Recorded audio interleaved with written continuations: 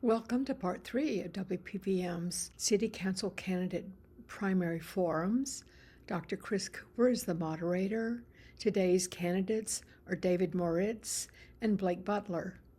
We had a few technical difficulties, and so we had to pivot to a different recording platform, but all went well, and thank you both candidates for joining and bearing with us while we worked out our technical gremlin issues. I'll turn the programming now over to Dr. Cooper, and thank you all for listening and getting more educated on the candidates, on the great candidates that are running for City Council in Asheville. Well, I want to welcome everybody to the third candidate forum for the Asheville City Council. My name is Chris Cooper. I'm a professor at Western Carolina University, and I'm here as your host today. This forum is being hosted by WPVM, the voice of Asheville. So I want to thank them for their community spirit and the time on their airwaves. Before we introduce the candidates today, I want to tell you a little bit more about this election for folks who might need some of the details. We've got 20 people running for 3 open slots on the Asheville City Council. This is, I think, great news for folks who want more civic engagement in our local politics. Today we're having a conversation that will be driving towards the primary, which will be on May 3rd. The early voting by mail has actually already started for that. There's already been mail ballots sent out and accepted for this primary, but in-person early voting will start on February 12th and run through February 28th. If you are not registered to vote yet, we're recording this on January 28th, and as of today, it's just fine. You can still register to vote. The cutoff for that is coming up pretty soon, but during the early voting period, you can also do same-day registrations. You can go provide your information, your ID, register to vote at the very same time, and then cast that ballot that day. You cannot do same-day registration on election day, so it's important that you get that taken care of sooner rather than later. Yeah, we got 20 folks running for 3 open spots. You will vote for 3 of them on your ballot coming up in March. We'll then see 6 of them that will appear on our November ballots. We'll get to vote again on those folks. These are nonpartisan elections, meaning there's no D and there's no R next to their name or I or you or anything else. We'll just see the person's name. What that also means is that regardless of how you are registered to vote, you can vote in this primary as long as you are registered to vote in the city of Asheville. And my last technical point here may seem pretty obvious to say, well, I have an Asheville address. Of course, I'm registered to vote in the city of Asheville, but there are people with the address that says Asheville who are not actually in the city. So if you want to check out and make sure that your voter registration is up to date, call the Buncombe County Board of Elections, visit the Buncombe County Board of Elections, email the Buncombe County Board of Elections, or call the Buncombe County Board of Elections. They're your first line of defense, and they're incredibly helpful and can also steer you to the closest of the 11 early voting locations that we're going to have in this primary. So with that at the outset, we're going to introduce our candidates, have them introduce themselves. We're going to start with opening statements in about 2 minutes. I'm then going to ask some questions, and we will toss those back and forth in about 2 minutes per answer, and we'll be out of here in less than an hour. So again, thanks for your time, and with all of that, we will begin with Blake.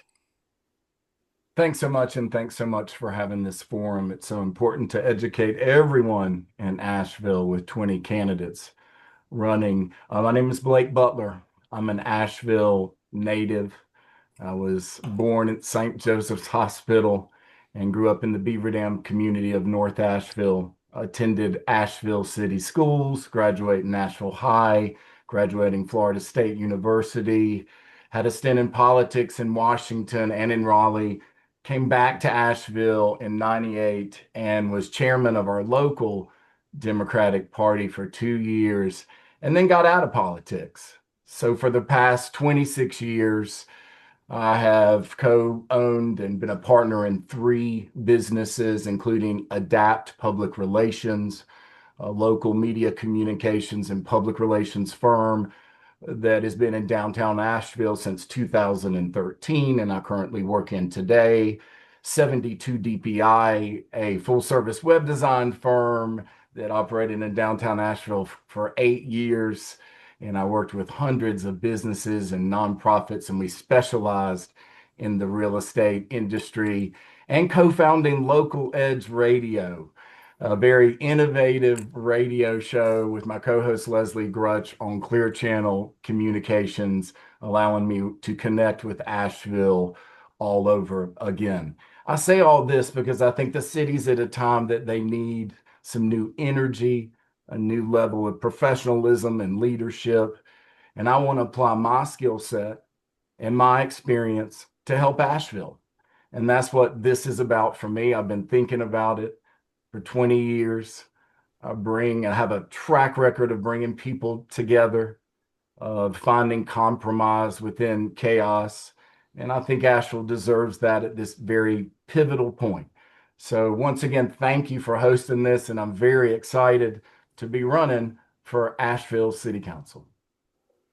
Thank you so much. David, go to you. Thank you, and appreciate you having me on your radio program. So I'm running for city council based on pragmatic leadership, bringing that back to city management and city council. And my platform is based on four things: infrastructure, housing, safety, and economy. And I want to go through my experience in each of those areas. So first of all, I'm an engineer, and I've actually been involved in the building of infrastructure early in my career. In fact, I spent 2 years in Venezuela building infrastructure. So I know how it is to build something in a challenging environment. With the money that's coming into Western North Carolina, focused on infrastructure, I think we need people on city council that understand actually what it takes to get things built. And that's a priority for the citizens right now, from what I hear from people and from my own experience. In terms of housing, I've been in the real estate sector for 25 years. I think we need people on council that have direct real estate experience. In fact, I think it's safe to say I'm the only person running that's actually built housing. I have a project in West Asheville called Craggy Park where I'm building 45 homes. I've also have approval for efficiency suites on Hilliard Avenue that I'm planning to build. Affordable housing downtown where it's needed. And so I also have an MBA in real estate and finance. And so we need people that understand the challenges of building here, because in the past 10 years, we've hollowed out our city, and a lot of the building has been going out in the county, which has created traffic problems, which has reduced our revenue generation, and all these problems stem from housing. Number three, safety. I've experienced hate and violence in the community here in Asheville, and it has no room here. And so I understand how important safety is personally and for the community, and it's something that's very important to a lot of people. And fourth is economy. And when I talk about economy, I talk about a strong economy for small businesses. I've run my own small business for 12 years. It's a real estate business here in Asheville. I've lived here for 12 years. But I also mean economy in terms of our budget and looking at the numbers carefully. I have 25 years of financial experience in investment banking, in real estate, and we need people that are going to take a sharp eye to the budget. As I've said, we need long-term thinking in terms of how we're going to generate the revenue to create the services we want. And I think in the past, the city has not talked about the trade-offs of the decisions that have been made. So I want to bring professional management to the city. I have 30 years of professional business and engineering experience, and I think that's what people want to see in city council today. Great. Thank you so much, both of you. And we'll begin with David with the first question. We're going to get into a host of topics today, some of which obviously may not be so positive, but I thought we'd start off with something a little more positive. What's one thing the city of Asheville does really well, and what would you do to maintain progress on that issue if you were to be elected to council? So, David? I think one of the things that's amazing about Asheville is obviously our natural environment and the diverse group of people we have here that are so interesting and have so much energy. And so I think Asheville is really great at preserving its nature and embracing it, and also in terms of embracing the diverse people that we have here. And I think including the arts are so important. And so keeping arts as a vibrant part of the community is important. And that's one of the things that brought me here. In fact, I have a building in South Slope that is dedicated to renting out to artists and makers, and it's been an incubator for people like that. And so I've participated in that. That's what brought me here. And I think Asheville has done a great job in nurturing that. And I think that's why a lot of people want to live here. Great. Blake? So I think Asheville has done a really good job of finding public-private partnerships. And with my experience and skill set, I hope to build on that. It could help us tackle some of the toughest problems that we're facing in the next few years. Now that we have DK that has moved over from the county, and now that she's our city manager, she could provide a lot of insight, or maybe there is more room for collaboration and coming together as a community. I do agree with David in that going forward, it's about the arts and the outdoors, those things that make us unique in our culture and heritage. And that, again, is at the base, is about public and private partnerships and being sure we're all on the same page as we put Asheville on a pedestal again. I mean, we all have a vision of what we want Asheville to be, but it's nice if we can all come forth together with a shared vision. And I think those public-private partnerships allow more folks to get engaged with government, with nonprofits, and with initiatives and issues that matter the most. Thanks so much to both of you. Appreciate that. Just a quick follow-up. So really great articulation of kind of what we do well. I'm really curious to hear a little bit more about if you were on council, if there are specific policies you would propose or support or strategies that you think the council, the city should take to maintain progress on those issues that you identified. So we'll start back with David on that. So you're talking about how we can promote both the outdoors and our people. And I think what you've seen recently where the city has been good about that is we have funding that's coming for the recovery of Helene. And if you've seen, $15 million has just been allocated to helping small businesses, including artists and other businesses that have been affected by the storm. So I think Asheville has been very good about looking very carefully at the money and helping support the people after the storm. I think maybe some of that could have been quicker, I think some people would say, but it's a complicated process to go get the money from the federal government and then allocate it. And so I was very pleased that they've been helping local organizations that do support the arts and small businesses, because that's really a very important part. And I think the city should continue to do that. Great. Thank you, Blake. So I heard that question a little bit differently, and that maybe what they could do a little bit better and what I might be able to bring to the table. I think in a lot of cases, if I look back over the past couple of years, communication has been one of the biggest issues. And folks not knowing what's going on in council, how the process works. And in the latest case of learning about this $30 million deficit shortfall gap, whatever term you want to use, it's still $30 million. I believe that could have been communicated properly 3 months ago. I mean, I'm in the business of public relations and crisis communications, and it's important that your stakeholders, your citizens know what's going on. I think what you'll hear is a common theme from all the candidates that we do want more transparency in the process so we know how more citizens can get involved and have a voice. But we need to do a better job at that. And, you know, I can utilize my skill set to help with that. I do think it starts with communication. And right now, with so many people disengaged with city elections, I think we're seeing that they're waking up and saying it does matter. And with so many candidates running, we have multiple voices represented. So finally, Asheville is coming alive in a nonpartisan election, which I love, because I don't think there's any answers in either party platform for Asheville, for Asheville's future.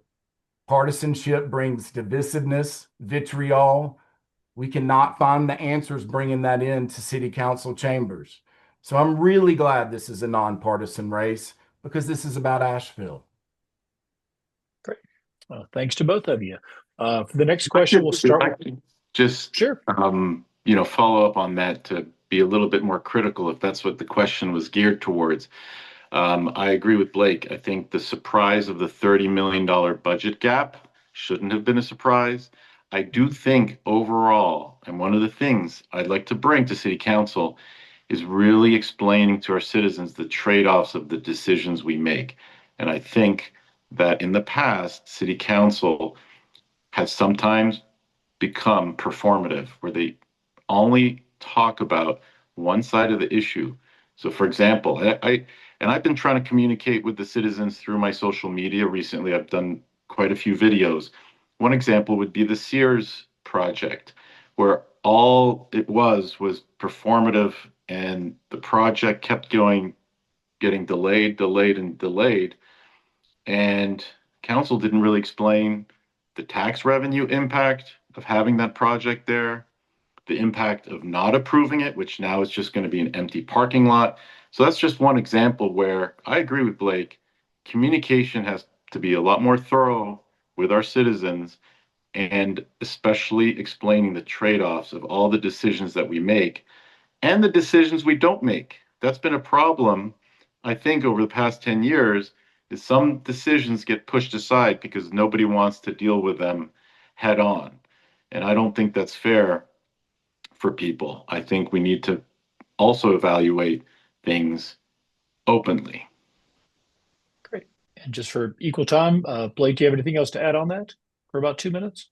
Well, as we look at what the three current council members, the incumbents, are faced with, and also running for re-election in the next few months, they're going to have to make some tough decisions. As you know, by July the 1st, they're going to have to get this back to zero. So it's going to be a cut of services, programs, salaries, or raising property taxes. So the next city council is going to inherit even tougher decisions, but it's such a pivotal point right now. We need people on council that can say no, that can shift spending around to be sure we're taking care of our infrastructure, our core services, and some of the boutique projects might have to be put on hold for a little while. That's where we are, I think, in the cycle of this city, a little over a year out from this weather event that we had that destroyed us. But again, as a kind of a we mentality and that community of resilience, I think we look at it like, what can we do together? And council has to provide that leadership. And the buck stops right now, because I think councils in the past have spent hoping the next council would take care of it.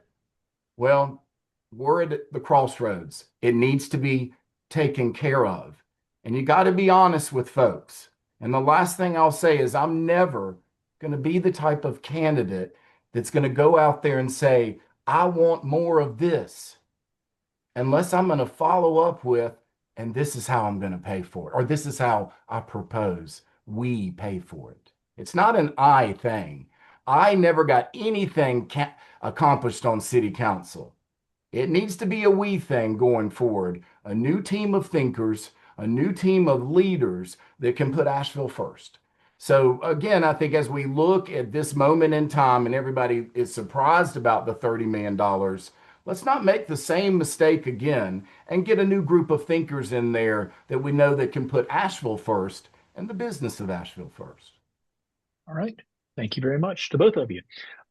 So you mentioned the H word there, Hurricane Helene. So maybe we'll do some follow up there. Obviously everybody in not just the city but in the region sees every day the sort of impact that the hurricane still has on us. How would you assess progress? And perhaps even more importantly, what specific kinds of policies or strategies would you propose the city employs if you were elected to council? Blake?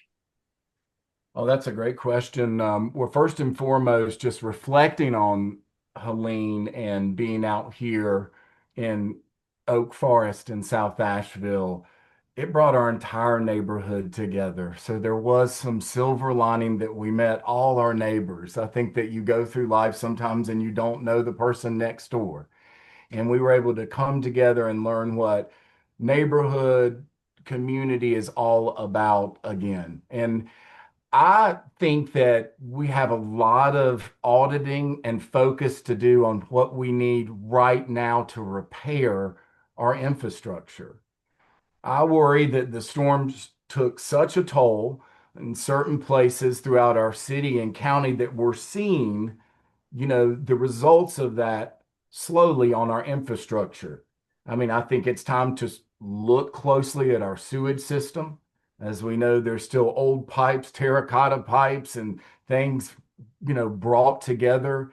It's important as we look forward, as a metropolitan district. Now is the time to do that after an event like Helene.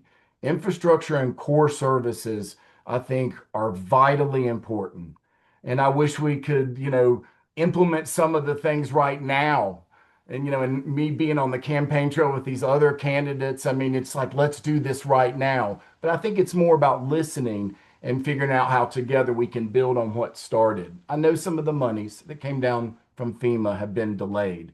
I know there have been challenges here and there, but I can tell you that the focus back on infrastructure is what I keep continuing to hear when I go around the city and listen to folks. It's more of potholes in my lawn, it's potholes in my street. And eventually, I think people at least want to know that someone is listening. And that includes some long term financial planning and how to take care of those potholes, how to take care of those sidewalks, and how to take care of some of those more questionable parts of our infrastructure. Because as soon as we say a hurricane like that would never hit Asheville again, I don't think we can say that, can we? I think we need to reinforce our infrastructure and be prepared. Great. Thank you very much. David? Yeah, I want to echo Blake's statements about how our community came together. I mean, even here, people came to my house to help cut trees and clear my driveway, and I saw that throughout the city, and it's amazing how the community came together. I think, though, the storm also exposed other strengths and weaknesses in our preparedness for it. I think the first responders and the people coming out have been amazing, but it also exposed a real weakness in our infrastructure that needs to be addressed.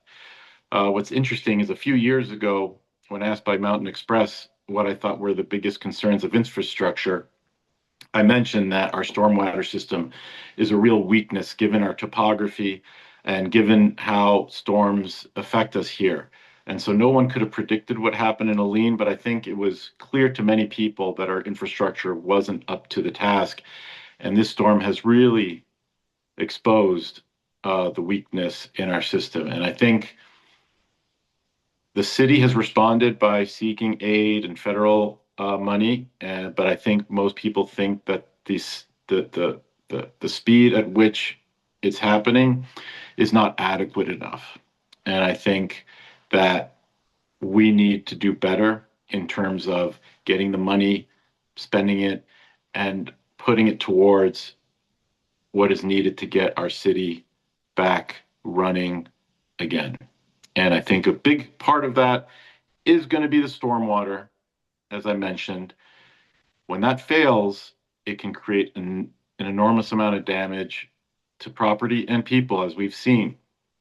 We need to commit to using that money effectively to make sure that system and our water system, which we've seen signs previously that there were some problems with it when the water had shut down, and it didn't seem like it was addressed professionally. So again, as an engineer, as a business person, I think we need leadership at city council that is going to focus on what is important to people's lives, not their feelings, but people's lives, and that's spending the money and getting the money to do it as quickly as possible. Great. Looks like David like a, oh, excuse me, Blake would like a quick follow-up there. Just in thinking about that metropolitan kind of sphere of things, it's really true. Where I sit in South Asheville right now, the city limits keeps on getting moved back and back and back. It's all the way to Airport Road. The largest county high school, T.C. Robertson, a mile from me, is in the city limits.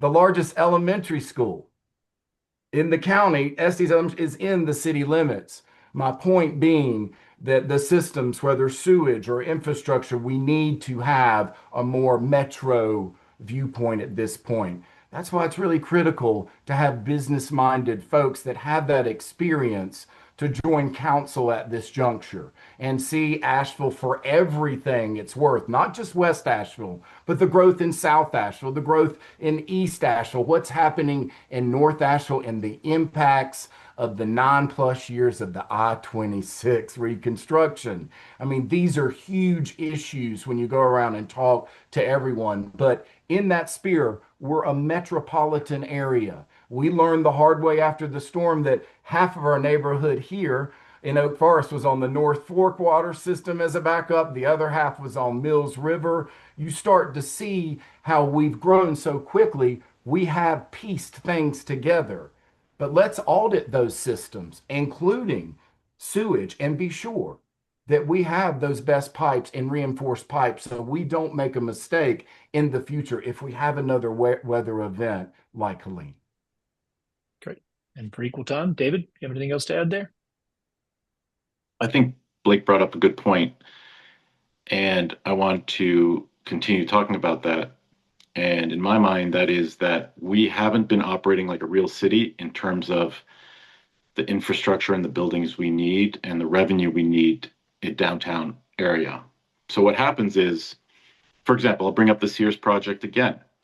That is a project that was proposed that looked really good, that was going to be done on a parking lot that's already concrete, that already is developed.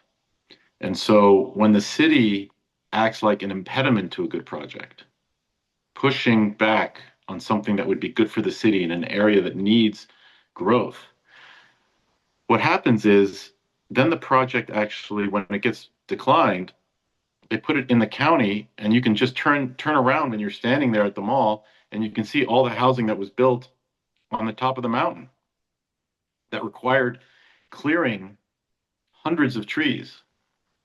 That development in itself is a cause to some of our stormwater problems.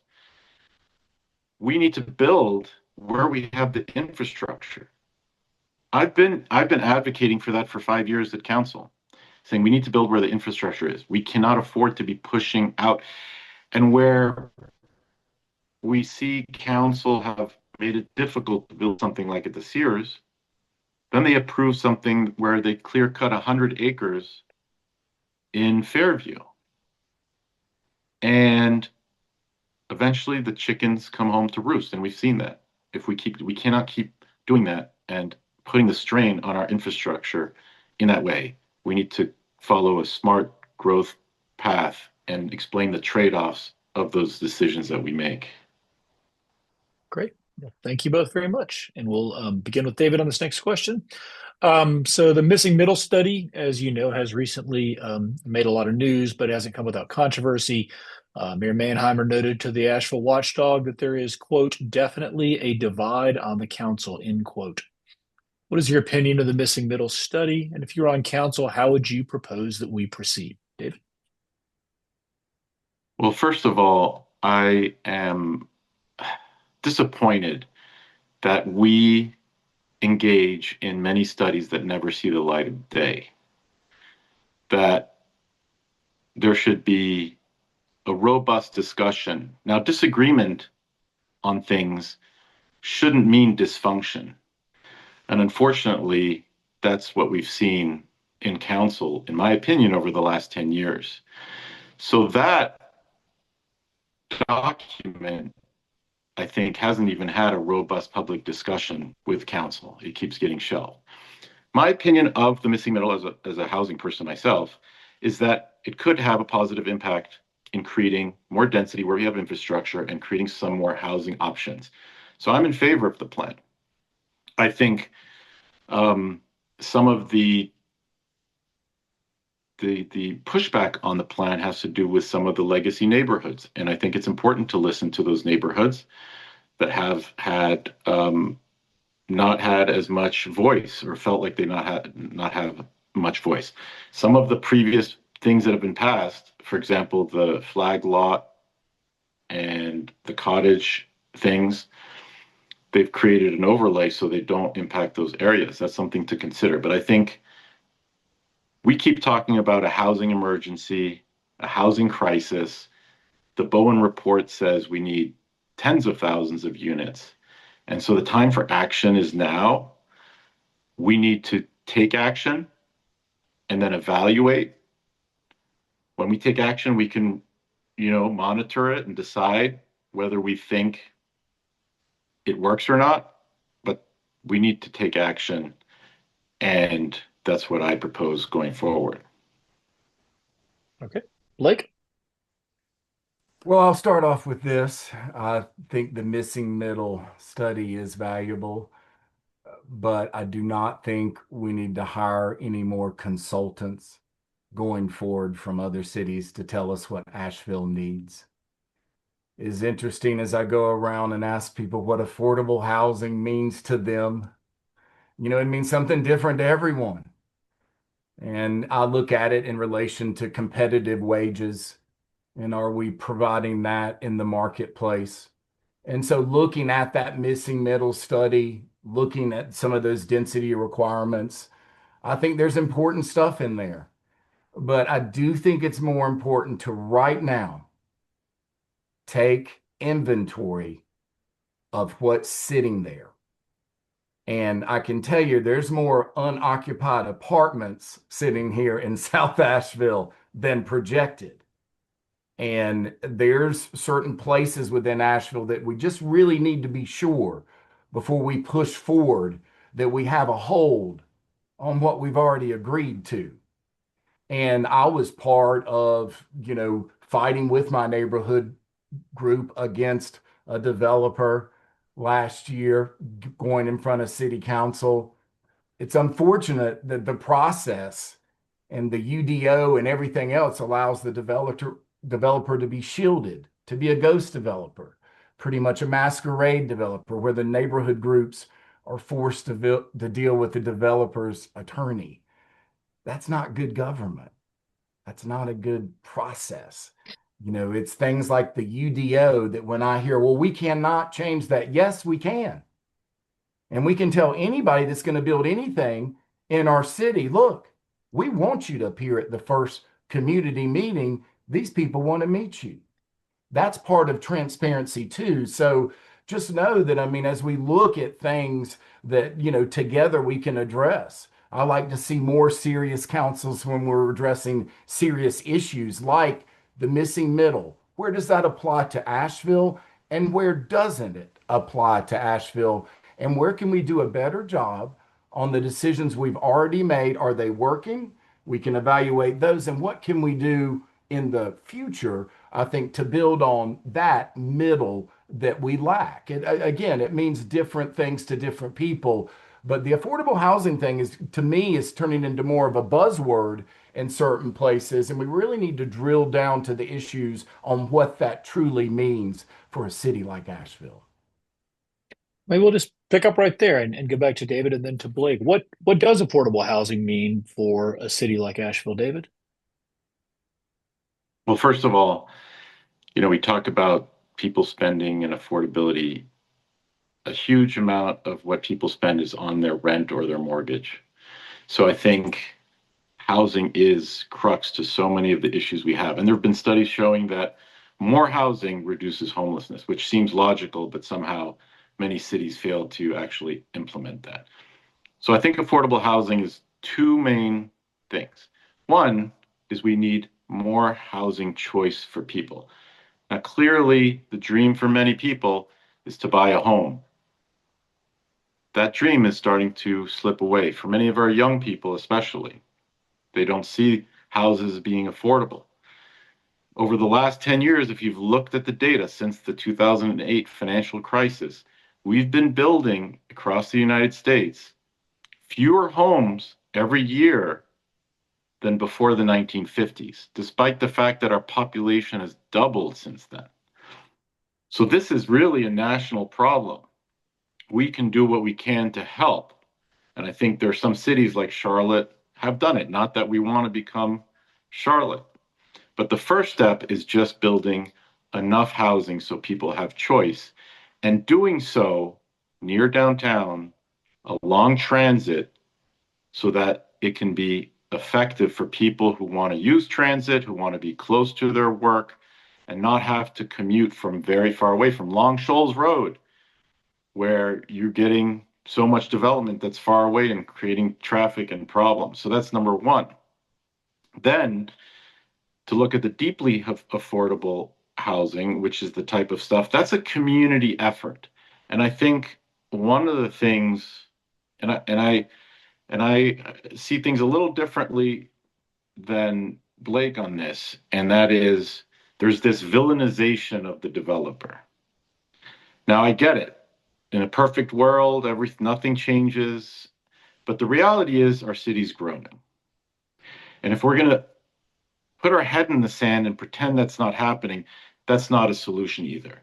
And so I agree, it has to be very transparent. And it currently is quite transparent. Developers have to have public meetings. They have to go to multiple committees. But we have to be pragmatic in terms of where we think the housing is best for the city, along the transit lines, near downtown, where we already have the infrastructure. And our policies in the past, including our zoning, have not fit well with addressing that problem. And I know they want to redo the UDO and the zoning, but it's a long process they plan on implementing. I don't think that's what we should do. I think it's okay in the long term. We need to make some policy changes in the near term to address this as a community. So for the deeply affordable, that's a community issue, something that the city has to get more directly involved in to make that happen, because it can't be done purely in the private sector, but the private sector has to be encouraged within the boundaries of what we want as a city to be able to build the housing that people need, especially our younger generation who's being completely pushed out of the market currently. Great. Blake? So my answer is going to be a little short and sweet. More housing choices, applying density, where possible, and really, like when I say the word audit, just really a close look at, where we can apply more housing choices that make sense. Possibly utilizing use by right in new developments, taking a closer look at that. I still am not a huge fan of conditional zoning and conceptual plans. But again, it's something in this whole team mentality that I envision, that I plan to learn more how that could be fine-tuned and the process could become more transparent. I will say that I've been pivoting a little bit on affordable housing to continue that discussion on competitive wages. I think it's really important to remember that we have folks that come here to Asheville that already have plenty of money and aren't looking for employment, and then just look around for the right house to buy. Then we have those folks that are in the service industry and that are really the tributaries and the fuel of our downtown and our restaurants and our small businesses. So there's just a different, a diversity of folks that's looking for what's affordable. And in that becomes competitive wages. Could I afford to live in Asheville if I got this type of job or this type of job? So I do think, just taking it one step further, when I've heard that we've lost the Costcos and the Amazons of the world, I've thought, what gives? Why would we lose them? They would love to come to our area. We need those competitive wages. And it's more about acting in the best interest of Asheville, not creating infighting between the council and maybe the chamber and the EDC, Because I can tell you the Amazons and the Costcos of the world watch that. And other companies might say, well, don't go to Asheville. There's way too much drama there. They'll end up fighting each other on who's meeting with you and who's going to do what. Well, I can tell you this much. I love to close deals. I mean, in a sense, like I've loved to sit there and when we've landed a web design project or a new public relations client, I feel just so fulfilled. Like, yeah, we did it.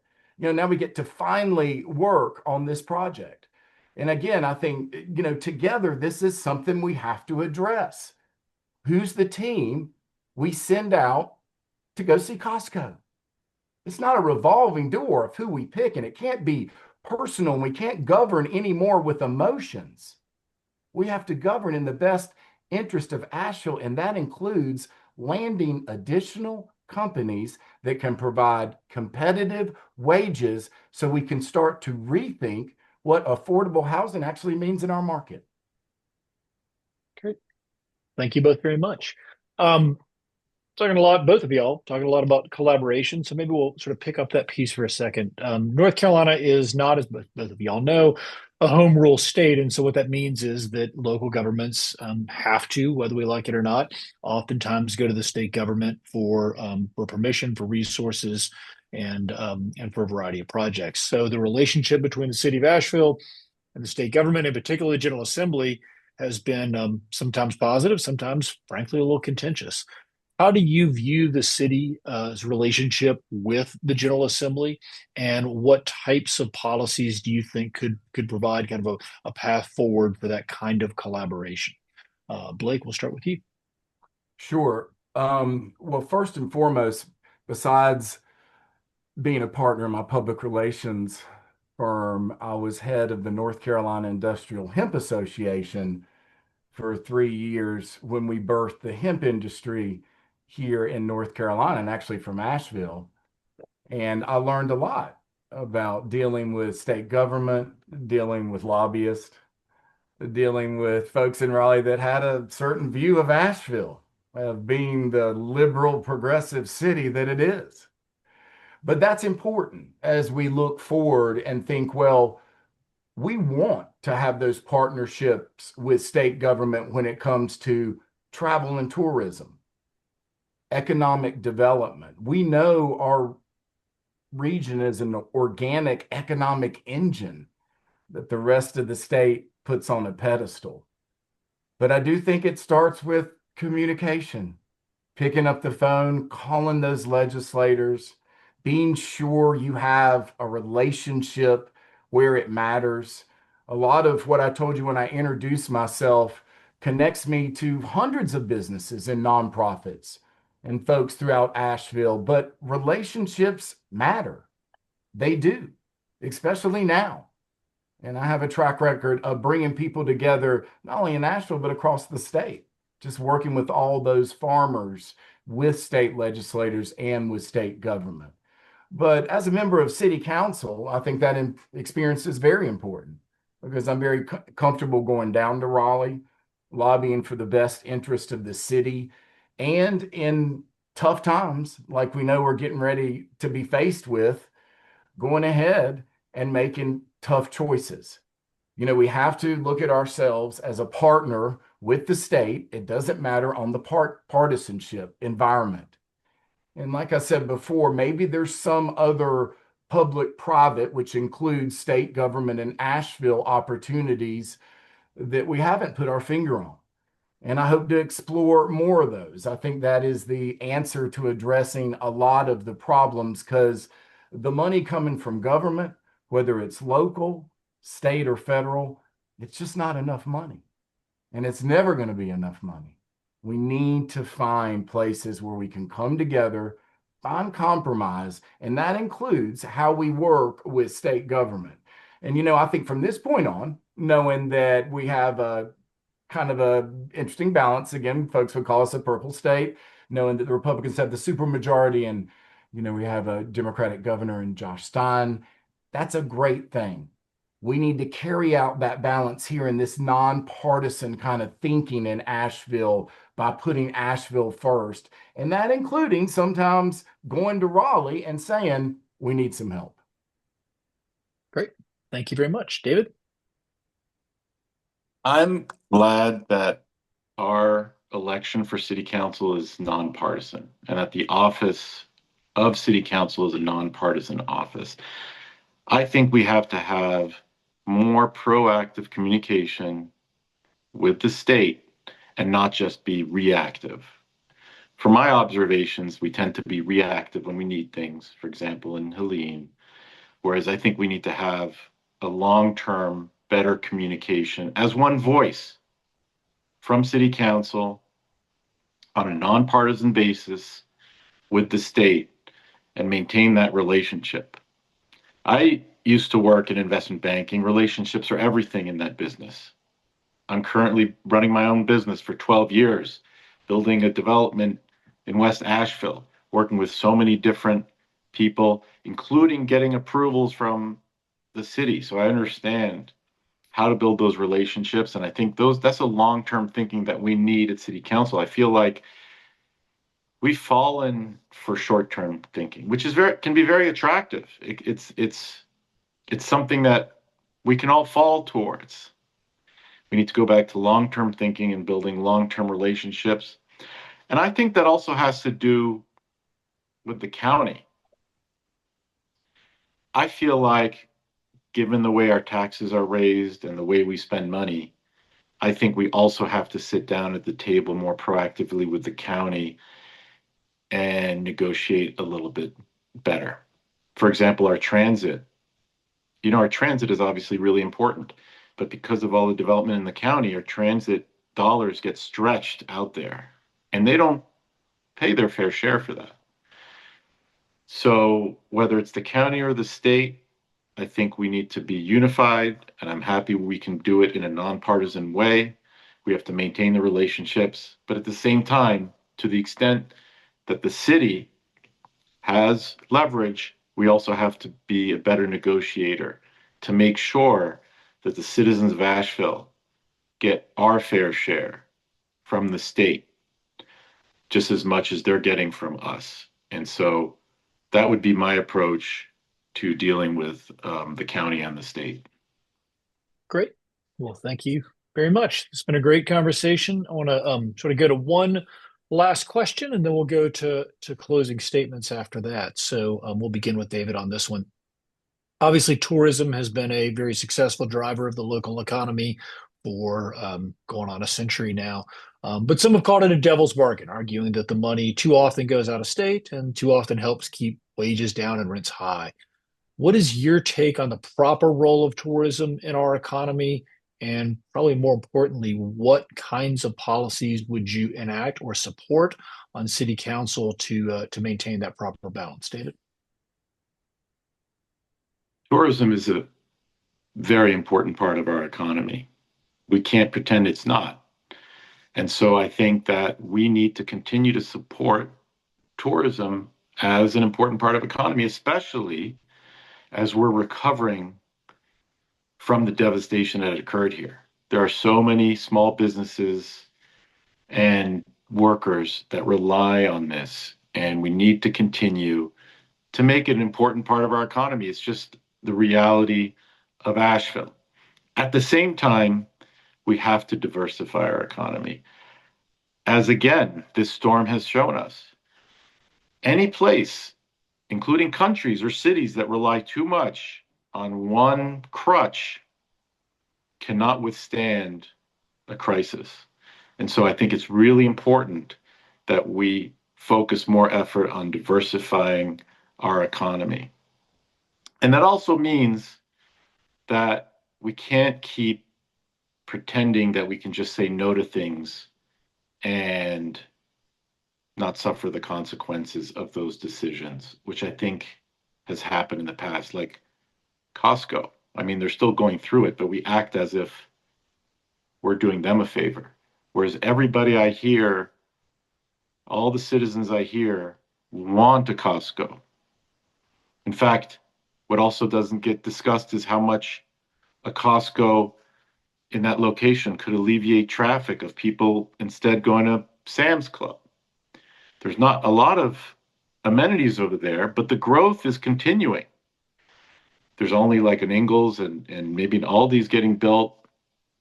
And so we kind of sometimes feel like we make these decisions in a bubble and don't actually look at how it impacts our overall economy.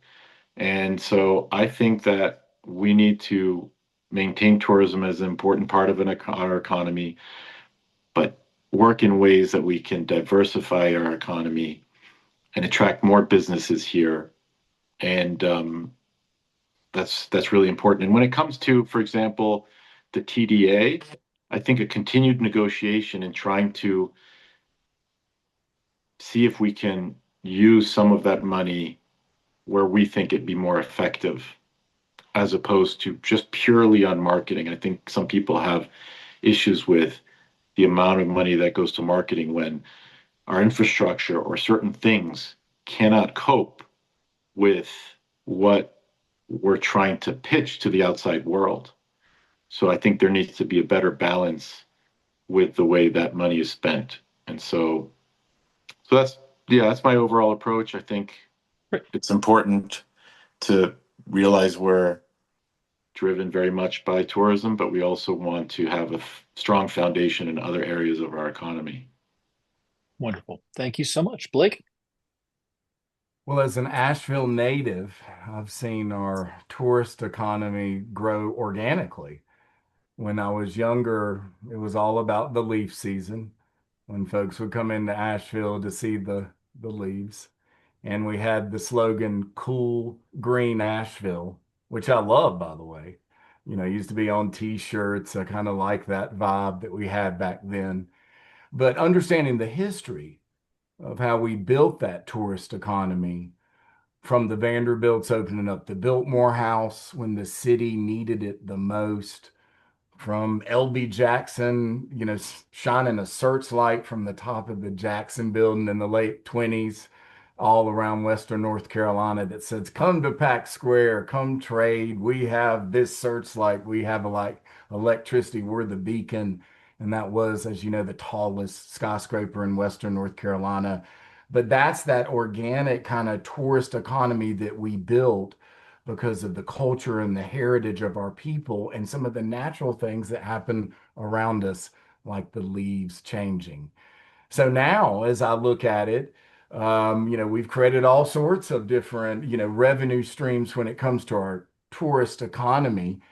If I think about, you know, in the last 15 to 20 years, we were definitely all hands on deck when it came to Beer City, USA. And we were very successful there, as, you know, we were put on the map for so many breweries, but it created jobs. And it allowed some of our local community colleges to bring in the science of what it means to brew beer. So there was a lot of silver lining in what we did there.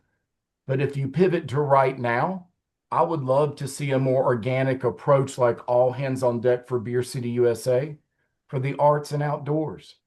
Something that we can all put on a pedestal. We know that the RAD coming back online is so important to the future of how downtown operates. The galleries downtown are joining together, and the DAD. This is about all the arts in Asheville. Arts are for everyone, and outdoors are for everyone.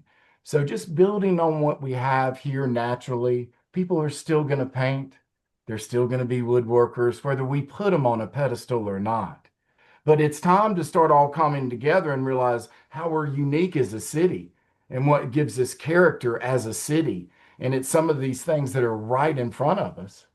We just got to embrace them again and all get back on the same page. And that's what I think creates a diverse tourist economy that locals can be proud of too.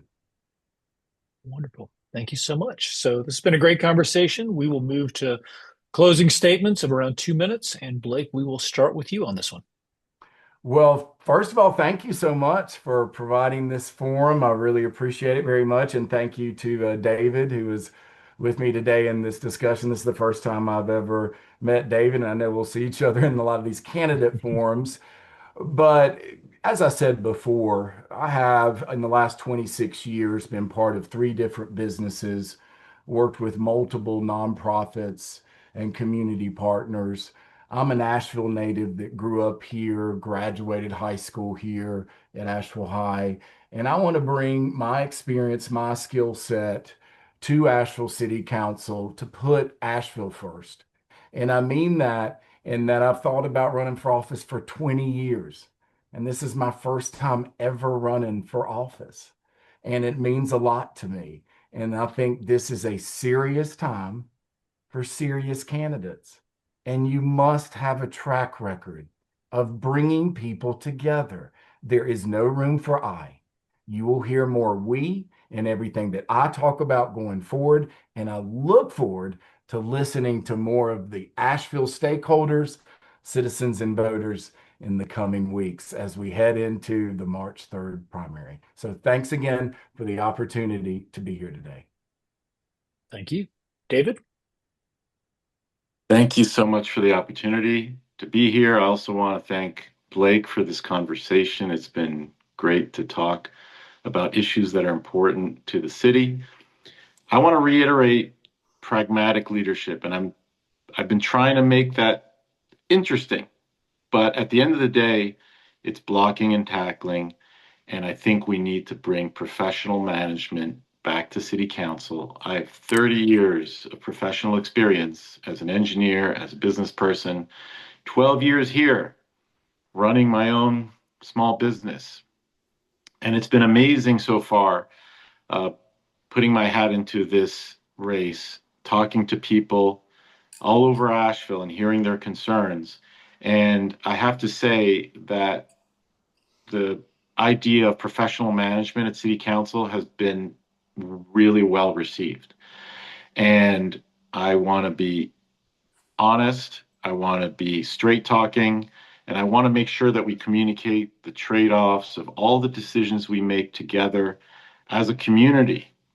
And we can only do that if we're transparent and if we talk to all the citizens here. We can have disagreements without being dysfunctional. And I think people feel like the leadership has been dysfunctional. And I welcome the opportunity to be on City Council, to work with the people on City Council, and to make better decisions for the long-term viability of our city. And one specific point I want to make is that housing constantly comes up as a major issue here. And we want to bring housing to people, to new people, to young people, while at the same time protecting existing residents. And that's something that requires significant thought. And I'm the only City Council member who has direct experience in the housing sector, having built housing, trying to bring affordable housing downtown.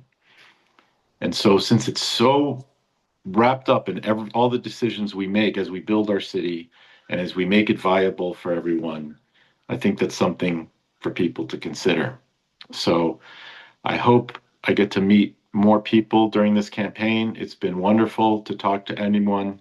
People can go to my website, which is David for AVL, and there's my phone number and email. I welcome anybody to contact me directly, and I would continue to be open and responsive should I be elected to City Council.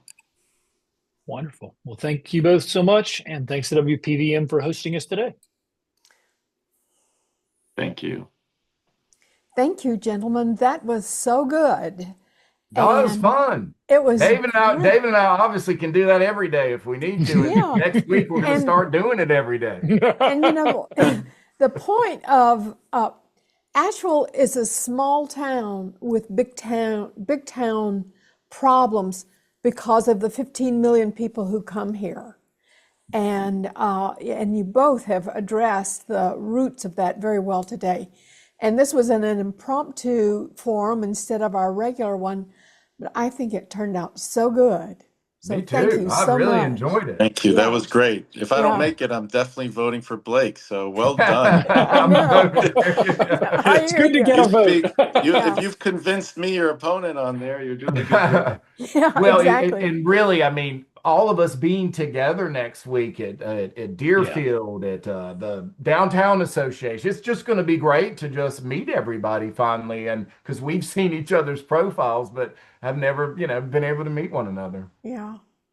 Well, That's y'all, great. I'll get this edited. I'll get a lot of information scrolling on a ticker below, like your websites and that sort of thing. And I'll have it ready and dropping later, maybe after 7 p.m. tonight. And so thank you all so very much. Yeah, it was Thanks, great. everybody. Thank you. Have And a great David, I'll day. see you soon. Yeah, I'll see you. It's All good to right. talk to you. And thank Bye. you guys for hosting us. Thanks. Great to see you both. Yeah. Thanks.